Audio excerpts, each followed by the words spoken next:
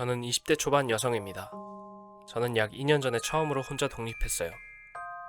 저는 이웃들과 별로 이렇다 할 관계가 없었고 주변 사람들 중에 아무도 아는 사람이 없어서 만약 저에게 무슨 일이 생겼을 때 누군가 제 안부를 확인해 주러 오거나 혹은 아무도 눈치채지 못할 것 같다는 사실에 항상 걱정되었죠. 작년에 저는 한 남자가 우리 집 뒤에 있는 잔디밭에서 강아지를 산책시키고 있는 것을 보았습니다. 그 강아지는 정말 귀여웠고 내 고양이는 유리문을 통해 강아지와 노는 것을 좋아했어요. 유리문에 발을 올리면서 놀기도 했어요. 진짜 귀여운 한 쌍이었죠. 하루는 집 밖에 나가 있었는데 강아지가 우리 집 현관으로 달려와서 그 남자가 강아지를 데리러 오면서 제 고양이에게 인사했어요. 이 사람과 실제로 대화를 나누는 건 그때가 처음이었어요. 그 남자 이름은 마크였고 첫인상은 나쁘지 않았고 우리는 잘 지냈어요. 우리는 단기간에 친해져서 꽤 자주 놀기 시작했죠. 왜냐하면 저는 흡연자였고 그는 항상 개와 밖에서 자주 다녔기 때문입니다. 그리고 여름이었기 때문에 우리는 꽤 자주 마주쳤고 거의 매일 일과 후에 1시간 이상 이야기를 하며 보냈고 그건 몇 주 동안 지속되었죠. 저는 마크에게 내 전화번호를 알려줬고 이웃에 친구가 생겨서 행복했습니다. 그는 분명히 나와 연인 관계를 맺거나 적어도 친구 이상의 관계가 되는 것에 관심이 있어 보였어요. 그는 그런 쪽에 대한 이야기를 꽤 자주 했습니다. 성적인 이야기는 아니지만 제가 무슨 말을 하는지 아실 거예요.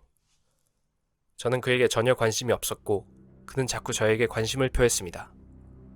하루는 제가 밖에서 담배를 피우고 있는데 와인 한 병과 잔 2개를 들고 와서 맛있으니까 꼭 마셔봐야 된다고 말을 걸어왔죠. 와인에 실이 뜯어져 있는 것을 확인했는데 와인을 혼자서 마셨다고는 생각이 들지 않았습니다. 정말 의심스러웠던 것은 와인이 너무 가득 채워져 있다는 게 이상하다고 생각했죠. 그는 잔에 와인을 따르고 한 잔 마셔 라고 말하지는 않았어요. 저는 조금 불편함을 느꼈지만 나에게 친절하게 다가오는 친구를 단호하게 내쫓는 게 야박하다고 느껴져서 강하게 말하지는 못했죠. 똑같은 양의 와인을 잔에 따라줬는데 알잖아요. 저희 부모님은 절 그렇게 안일하게 키우시지 않았다는 걸. 그래서 저는 한 모금 마신 것처럼 속이고 맛있다고 말했죠. 대화가 이어졌고 그가 나에게 한 잔 마시라고 말을 꺼냈죠. 저는 술을 잘 못 마신다고 말했지만 그는 손을 뻗어 와인잔을 잡는 척을 하고 말하는 도중에 컵에 손을 뻗어 와인을 풀밭에 쏟아버렸습니다. 그는 빠르게 바닥을 닦아내고 이제 제가 술 마실 차례라고 말했죠. 전 그에게 더 잔 쏟아버려서 아직 아무것도 안 마셨잖아. 혼자 술 마시기 싫어. 내가 새 컵 가져다 줄게 라고 말하자 그는 알았다고 했죠. 그는 다시 잔을 집으려고 손을 뻗었는데 역시나 또 와인을 흘려버립니다. 와인은 풀밭에 다 쏟아졌죠. 그리고 나서 그는 다시 나에게 술을 마시라고 말했습니다. 이쯤에서 제가 감당할 수 있는 한계치를 넘었다고 생각했고 너무나도 의심스러운 상황에 당장 이 상황에서 벗어나고 싶었죠. 솔직히 말해서 이 상황은 너무 뻔히 보이는 수작처럼 보였고 그는 제가 맥주나 와인을 친구들과 마시는 것을 봐왔기 때문에 제가 자기보다 더 술을 잘 마실 거라고 말했죠. 그 말에 저는 더욱더 화가 나기 시작했습니다. 그럼 날 감시하고 있었단 말인가? 우리 동네가 크다는 것을 말하고 근처에 살지 않는다는 것을 인식시키는 게 중요하다고 생각이 들었습니다. 그는 예전에 여기서 일했고 근처 관리직 직원들도 알고 있는 것 같았죠. 그는 저와 반 블록 정도 떨어져 살았고 그가 사는 곳에서 제 창문이나 마당을 볼 수 없습니다. 그리고 개와 산책할 수 있는 공원들은 그의 집에 더 가까이 있습니다. 남은 와인을 잔에 따르고 하나, 둘, 셋 하면 같이 마시자고 합니다. 우리는 잔을 들고 놀랍게도 그는 실제로 술을 마셨고 전 제 술을 풀밭에 쏟아버렸죠. 이틀 후에 제가 담배를 피우고 있을 때 나에게 오더니 제가 그와 데이트하거나 성적인 관계를 갖지 않는다고 저한테 불평하기 시작하더라고요. 그리고 그는 모든 여자들이 왜 나한테 이러는지 모르겠다고 하소연했습니다. 그는 나에게 뭐가 문제냐고 소리치면서 알려주면 그렇게 하지 않겠다고 말하기 시작했어요. 전 여자친구와 그녀의 개에 대해 불평하기 시작했습니다. 전 여친의 개. 그리고 나서 그는 개를 어떻게 학대해왔는지 계속 말했고 그리고 어떻게 정말 세게 발로 차는지에 대해 자세히 설명했습니다. 저는 이 시점에서 소름이 끼쳤습니다. 특히 그가 자신의 개에게 얼마나 많은 학대를 해왔는지에 대해 생각하면요.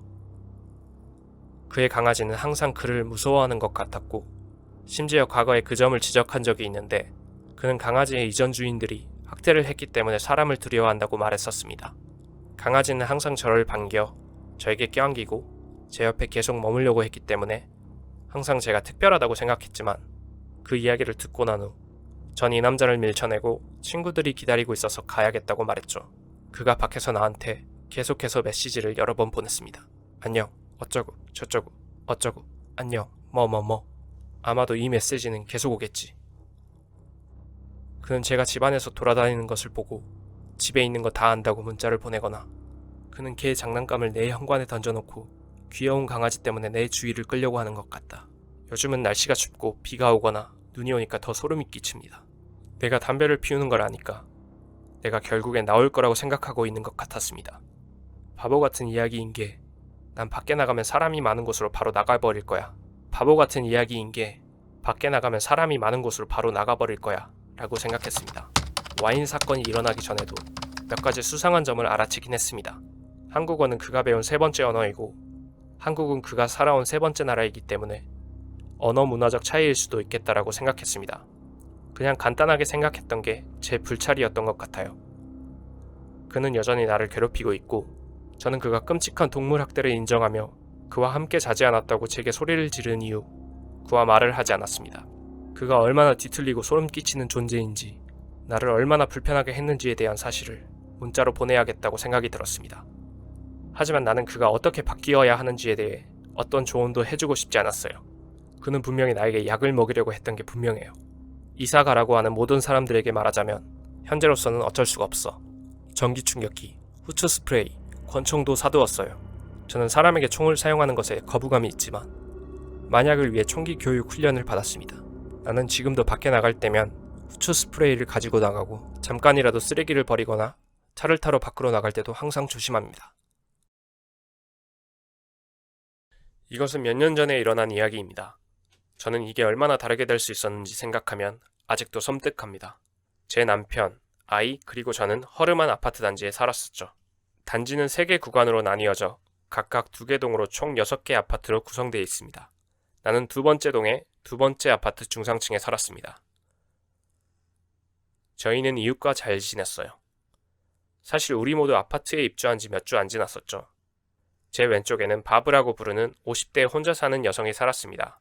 바브는 술꾼이고 술뿐만 아니라 그녀를 기분 좋게 하는 어떤 것도 하는 타입의 여성이었죠. 남자친구들이 왔다 갔다 하는 걸 종종 볼 수 있었어요. 저는 그녀에 대해 아무런 관심을 가지고 있지 않았고 아무 문제가 없었죠. 그래서 저는 그런 그녀가 하는 일에 부정적이었지만 이 전체 이야기를 위해 조금 언급해 보겠습니다. 아파트는 소득에 따라 허름하고 싼 가격이었죠. 벽면에 단열재라고는 신문지밖에 없었습니다. 그래서 주변 아파트와 아래층의 소음을 기본적으로 다 들을 수 있었죠. 층간 소음으로 스트레스를 받기 시작한 시간은 낮잠 시간과 밤 시간인데 그 시간에는 제 1살짜리 아이가 잠을 자지 못해 울기 시작합니다. 하지만 그런 일은 자주 일어나지 않았고 그럴 때면 이웃집 문을 두드리면 문제없이 처리할 수 있었습니다. 아이가 아직 갓난아이였고 나는 계속 지쳐 있었기 때문에 아이가 자는 시간의 90%가 저의 취침 시간이었죠. 우리의 침실은 거실, 주방, 발코니, 바브의 아파트와 벽을 두고 이어져 있었습니다. 우리는 또한 밤에 소음을 피하기 위해 테레비와 선풍기를 켜놓고 잤습니다. 어느 날 밤 남편이 일을 쉬어서 영화를 같이 보기로 했어요. 우리 구역의 첫 번째 건물에서 파티가 있었어요. 바브는 파티 참가자들과 친구였고 우리는 그녀와 파티 참가자들이 담배를 피우는 것뿐만 아니라 그녀의 집을 드나드는 소리를 여러 번 들을 수 있었죠. 영화를 보다 어느 순간 남편의 무릎을 베개로 삼아 잠이 들었고 새벽 2시쯤 바브의 아파트에서 들리는 웃음소리가 나를 깨웠습니다. 나는 남편에게 굿나잇 키스를 하기 전 화장실에 들러 볼일을 마치고 이를 닦습니다. 남편에게 잘 자라고 말하기 위해 거실로 가는 길에 옆집 바브의 문을 두드리는 소리가 들렸습니다.